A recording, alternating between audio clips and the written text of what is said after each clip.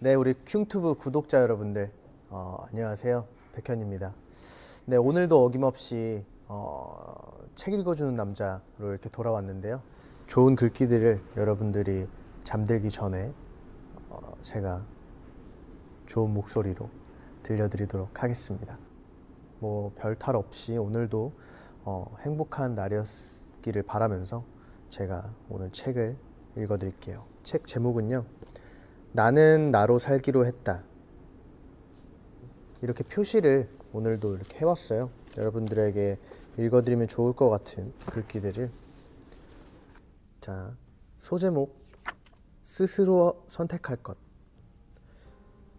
인생은 탄생과 죽음 사이의 선택이라는 한 철학자의 말처럼 우리가 어떤 선택을 어떻게 하는가는 우리의 인생을 결정한다. 그런데 주위엔 선택을 유난히 어려워하는 사람들이 있다. 신중한 것과 결정하지 못하는 것은 전혀 다른 문제인데 그들은 왜 선택을 내리는 걸 어려워할까? 그건 완벽한 답을 얻으려는 강박일 수도 있으나 스스로의 판단을 믿는 자기 신뢰가 부족한 경우가 많다. 선택을 내리는 자신을 믿지 못하고 선택에 따르는 책임을 감당할 자신이 없으니 다른 사람이 답을 내려주기를 기대하거나 문제가 골물 때까지 선택을 유예하는 것이다. 그런데 이건 단순히 시간 낭비의 문제로 끝나지 않는다. 너세니얼 브랜든이 말하길 선택들은 정신 깊은 곳에 쌓이고 그렇게 쌓인 결과를 자존감이라 부른다고 했다.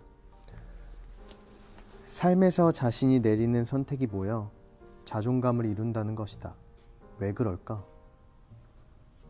자신의 삶을 통제할 수 있다는 자기 신뢰는 절대 실패하지 않을 거라고 믿을 때가 아니라 스스로 최선의 결정을 내리고 죽이 되든 밥이 되든 그 결과까지 책임질 때 얻어진다. 그런데 스스로 선택을 내리지 못하면 자기 신뢰를 쌓을 경험은 빈약해지고 빈약한 자기 신뢰로는 책임질 자신이 생기기 어렵다.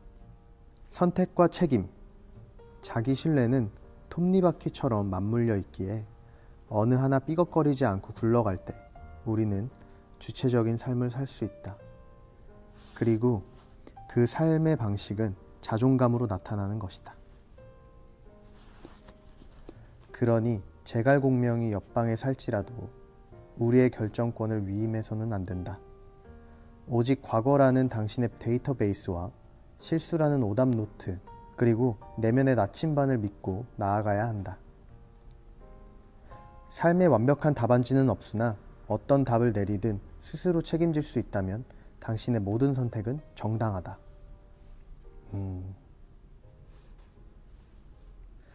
스스로 책임질 수 있는 행동을 하라고 하잖아요. 언제나. 뭔가 자기의 역량보다 욕심이 앞서서 그걸 선택하면 늘 감당할 수 없을 때가 오는 것 같아요. 그래서 뭔가 여러분들께서도 여러분들의 역량에 맞게 어떤 길을 선택할 때도 내가 좋아하는 것과 잘할 수 있는 것, 그거 잘 구분하시면 좋을 것 같아요. 그리고 여기서도 아까 말했듯이 스스로 최선의 결정을 내리고 죽이 되든 밥이 되든 그 결과까지 책임질 때 얻어진다 라고 하잖아요. 끝까지 책임질 수 있어야 그 결과가 얻어지는 것 같더라고요. 제가 노래할 때도 그런 것 같아요. 그냥 사람들이 좋아하거나 그리고 들었을 때 와, 이거 진짜 난이도 높은 노래인데 이거 내가 부르면 진짜 멋있겠다. 근데 내가 준비가 안 되고 내가 그 정도의 실력이 안 되는데 그 노래를 선택해서 믿고 덤볐다가 낭패 보는 경우들이 진짜 많거든요.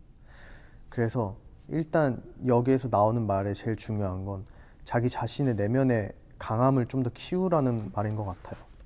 네. 그리고 두 번째, 힘이 들 땐 힘이 든다고 말할 것. 아, 이거 진짜 중요하죠. 나는 힘들다는 말을 잘 하지 않는 타입이다. 남에게 힘들다고 말하지 않을 뿐더러 스스로도 힘들다고 잘 생각하지 않는다. 말하고 나면 더 힘들 것 같아서 늘 괜찮다고 했다.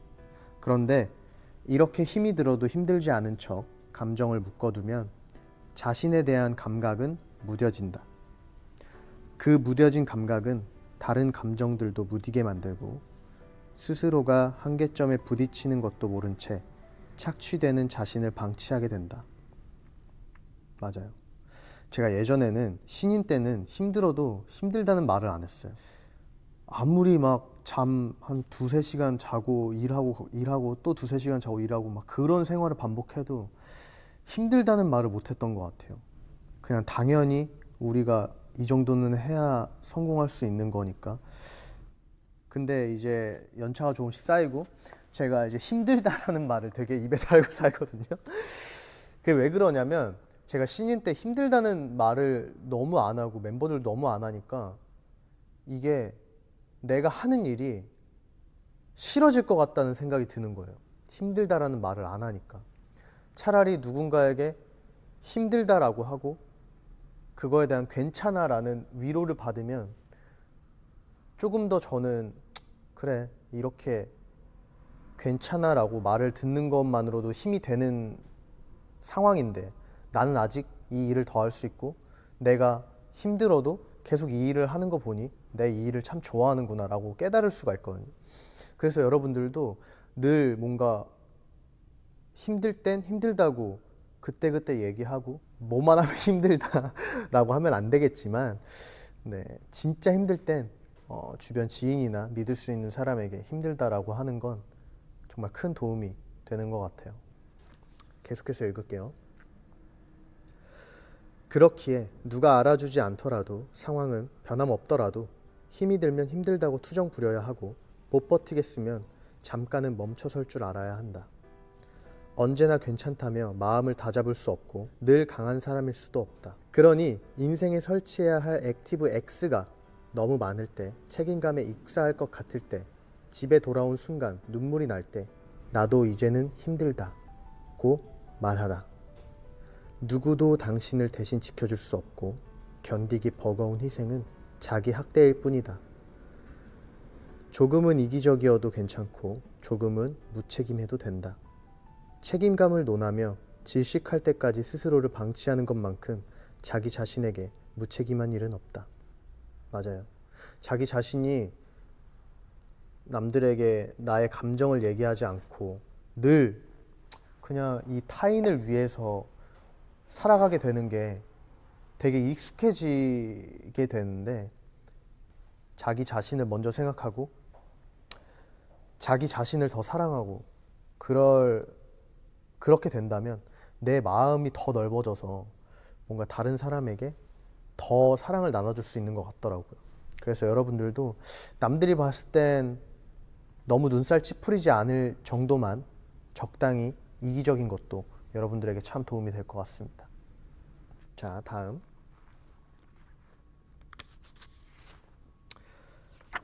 가볍게 살아갈 것. 나도 좀 가벼워지고 싶은데 운동해야 되는데 진짜로. 뭐 그런 내용은 아니고요. 내 첫 여행은 한 달 일정의 배낭여행이었는데 이거 저도 나중에 진짜 꼭 해보고 싶어요. 배낭여행. TMI. 혼자 하는 여행에 불안했던 나는 짐들을 잔뜩 챙겼다. 이건 저도 진짜 맞아요.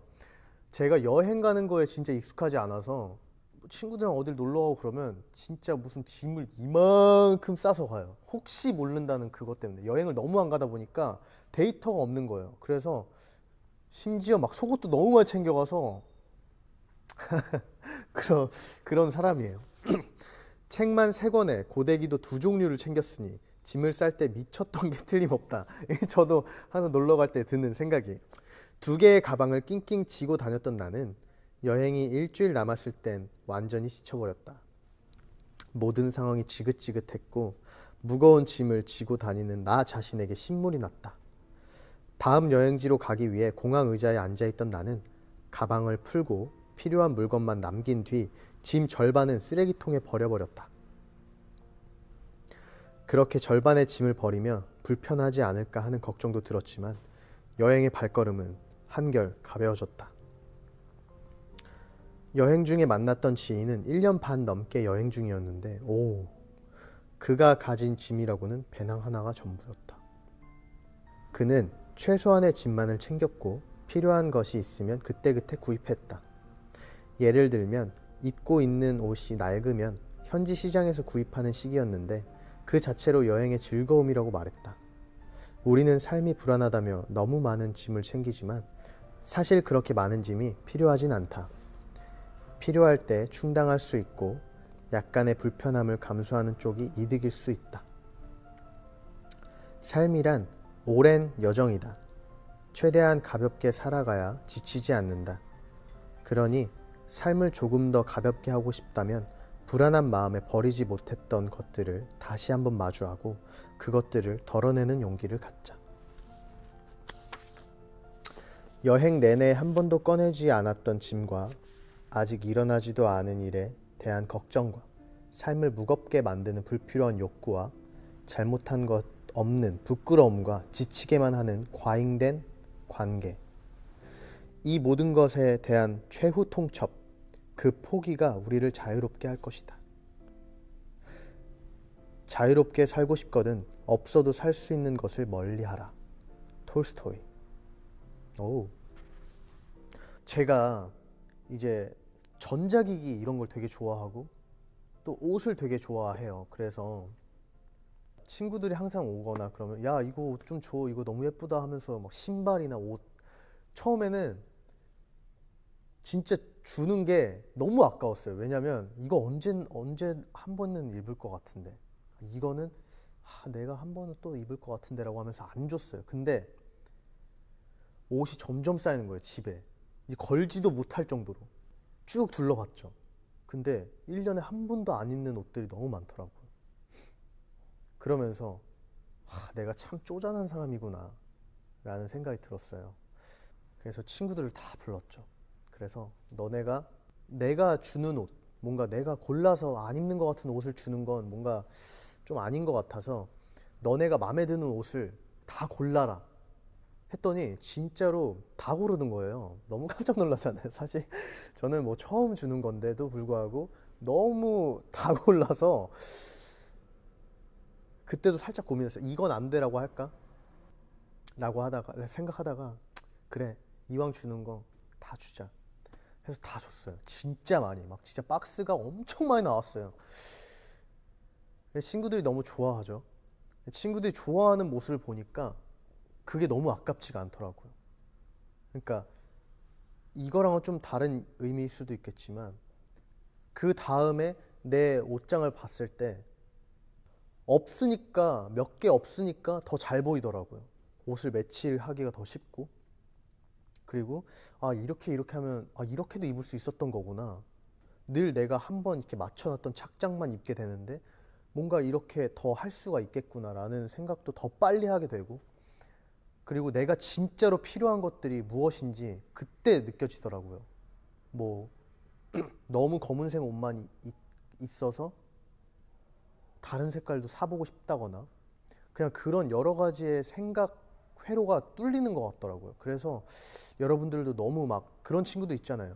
야, 한 입만 줘. 아니야, 싫어. 나 이거 다 먹을 거야.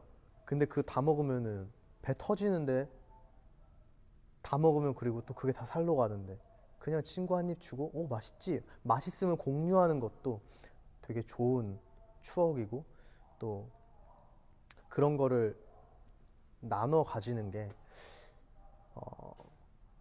더 행복한 일이더라고요. 내 욕심을 조금 버리고 이 사람이 행복해하는 모습을 보고 내가 보람을 느끼는 거죠. 자, 다음, 미움받지 않기 위해 좋은 사람이 되지는 말 것. 정말 이거 아주 기가 막힌 것들만 담겨 있네요. 어렸을 때 뒤에서는 욕하면서 앞에서는 웃는 사람들을 가식적이라 여겼던 나는 뒤에서도 욕하고 앞에서도 욕했다. 괄호 열고 잘했다는 건 아니다. 괄호 닫고. 그 덕분에 나는 적이 많았다. 그런데 만날 일조차 없는 사람이라 해도 누군가 나를 싫어할 수 있다는 사실이 유쾌하진 않았다. 나는 좋은 사람이 되고 싶었다. 나에 대한 안 좋은 이야기를 한다는 말을 들어도 내가 더 이상 악의가 없으면 되는 줄 알았다. 그러나 내 생각과는 다르게 나는 좋은 사람이 아니라 하고 싶은 말 한마디 하지 못하는 사람이 되어버렸다. 그렇다면 나는 왜 좋은 사람이어야 하는가? 물론 나는 여전히 좋은 사람이고 싶다. 나 자신에게, 내 소중한 사람들에게, 내 도움이 필요한 사람들에게. 하지만 자기가 뭐라도 된 듯이 나를 함부로 평가하는 이에게 좋은 사람이 되려 애쓰는 건 자신에 대한 정당방위 기능마저 상실한 것뿐이다. 나는 대등한 존재일 뿐 약자가 아니며 누군가 나를 싫어한다 해도 그 사실이 나의 삶을 훼손하는 것이 아니다. 그러니 나는 더 이상 미움받지 않기 위해 좋은 사람이 되려 애쓰지 않을 것이다. 타인에게 상처 주지 않는 것은 중요한 미덕이지만 스스로를 지켜내는 건 스스로에 대한 책임이자 권리다.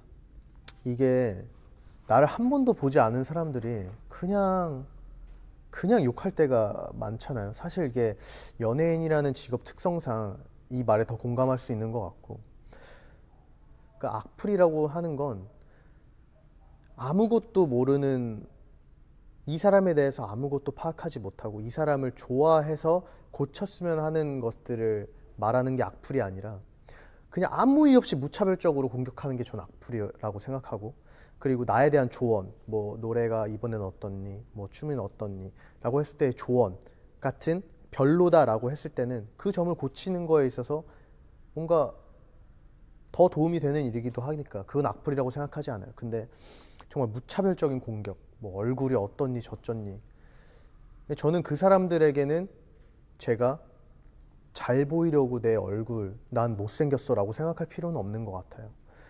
그래서 그냥 나 자신을 더 보여주고, 나를 사랑하는 사람들, 내 가족, 지인, 그리고 나를 사랑해주는 우리 팬 여러분들, 그리고 구독자 여러분들을 위해서 더 열심히 사는 게 더 바람직한 삶이 아닐까라는 생각을 했었고, 그걸 너무 어릴 적부터 깨달았기 때문에 뭔가 악플이 달리면 백현이의 마음이 어떨까라는 많은 걱정을 하는 우리 사랑하는 분들이 계시잖아요. 근데 저는 너무 괜찮다라고 말씀을 드리고 싶어요. 여러분들도 좋은 사람이 되고 싶은 거는 누구나 마찬가지인 것 같아요.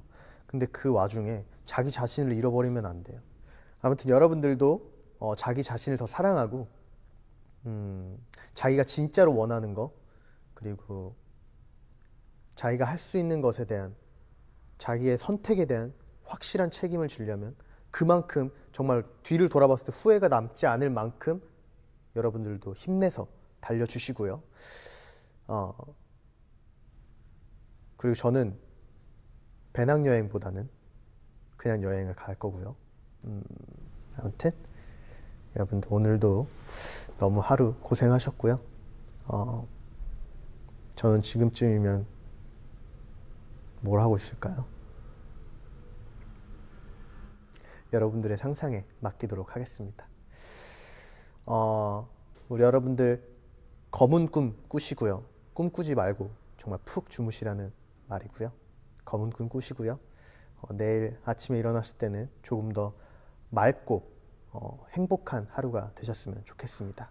지금까지 백현이었습니다. 안녕.